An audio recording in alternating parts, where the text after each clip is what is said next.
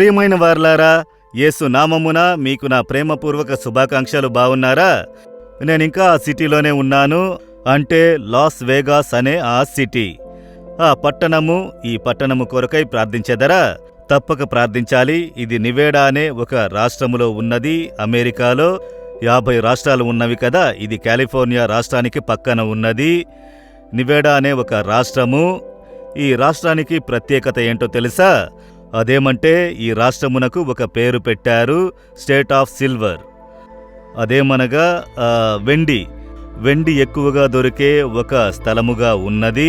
California వచ్చి city of gold అని చెప్తారు. అదేమంటే స్టేట్ ఆఫ్ గోల్డ్, ఎక్కువ బంగారం దొరికే స్థలము.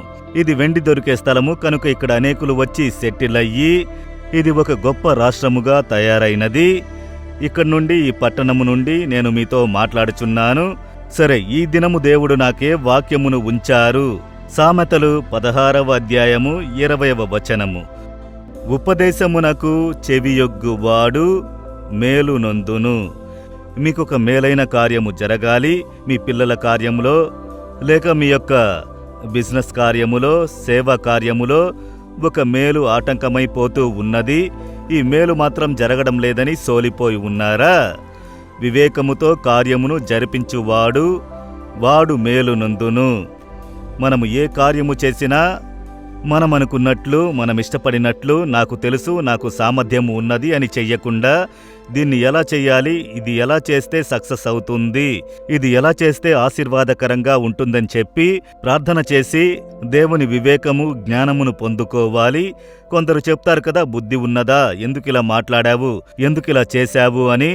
బుద్ధిహీనతతో నేను చేశాను అని చెప్తారు కదా. దావీదు కూడా చెప్తున్నాడు, ఒక సమయంలో దేవా నేను బుద్ధిహీనతతో చేశాను, తప్పు చేశాను అని. దానివల్ల ఒక గొప్ప బాధింపు కలిగింది. అందువల్ల వివేకముతో పనిచేస్తే మీరు మేలైంది చూడగలరు. లేకపోతే మీరు ఎదురు చూసే మేలు కంటే కీడు ఎక్కువగా అవుతుంది. మీరు చేసే కార్యంలో వివేకము అవసరము. ఆ వివేకమును, బుద్ధి, జ్ఞానమును ఇచ్చేవారు ప్రభువు. ఆయన్ని విశ్వసించి, దేవా మీ జ్ఞానమును నాకు ఇవ్వండి, ఇది నేను ఎలా చెయ్యాలి అని అడగాలి. ఇప్పుడు దేవుడు నాకు ఒక ప్రణాళికను ఇచ్చారనుకోండి, ఇది నీవు చెయ్యాలి అని చెబితే వెంటనే నేను కూర్చుని యోచించి అలా చేద్దామా, ఇలా చేద్దామా అని అనుకోవడం ఉండదు. దాన్ని ఎలా చెయ్యాలి దేవా, నేను ఏమి చెయ్యాలి, ఎలా ప్రారంభించాలి, ఎలా తీసుకుని వెళ్ళాలి, మీ మనసులో ఉన్నది చెప్పండి. దాని కొరకు కనిపెట్టుకుని ప్రార్థించినప్పుడు స్టెప్ బై స్టెప్ దేవుడు చెబుతారు. మొదట ప్రార్థన చెయ్యి. ఈ కార్యమును ఆటంకపరచడానికి ఏ కార్యములు వచ్చును అవన్నీ మొదట ప్రార్థనలో నీవు వాటిని చెదరగొట్టాలి. మొదట ప్రార్థన చేయుము.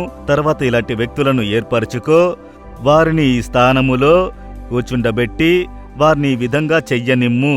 ఈ విధంగా స్టెప్ బై స్టెప్ కూర్చోబెట్టినప్పుడు కార్యము సక్సెస్ అవుతుంది, అదే విధంగా జరుగుతుంది.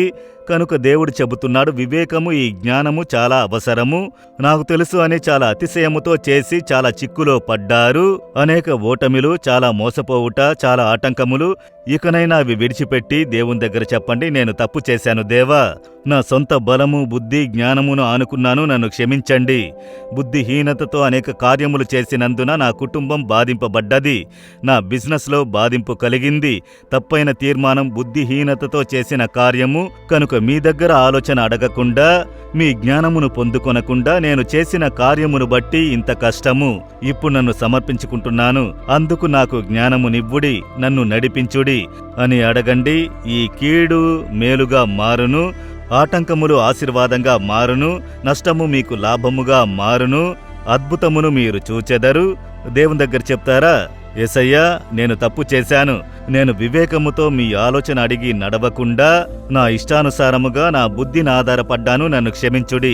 ఈ దినం నన్ను సమర్పించుకుంటున్నాను. ఈ కార్యంలో నేను ఏం చెయ్యాలి, ఎలా చెయ్యాలి అన్న వివేకమును ఇవ్వండి, జ్ఞానమును నాకివ్వుడి, నడిపించుడి అని అడగండి. ఇప్పుడే దానికొక సొల్యూషన్ దేవుడు అనుగ్రహించెదరు. చెప్పండి, దేవా నేను బుద్ధిహీనతతో చేసిన కార్యమును క్షమించండి, స్వయంగా చేసిన కార్యములను బట్టి, కలిగిన పరిస్థితులను బట్టి క్షమించుడి. ఈ దినము మీ జ్ఞానమును ఇవ్వుడి, నడిపింపును ఇవ్వుడి. వివేకముతో నేను పనిచేయుటకు నాకు సహాయము చేయుడి. యేసు నామములో amen, amen. Jesus redeems Telugu YouTube ఛానల్ను సబ్స్క్రైబ్ చేయండి. సబ్స్క్రైబ్ బటన్ను క్లిక్ చేయండి మరియు బెల్ బటన్ను నొక్కండి. ప్రతిరోజు కార్యక్రమ సమాచారం పొందండి.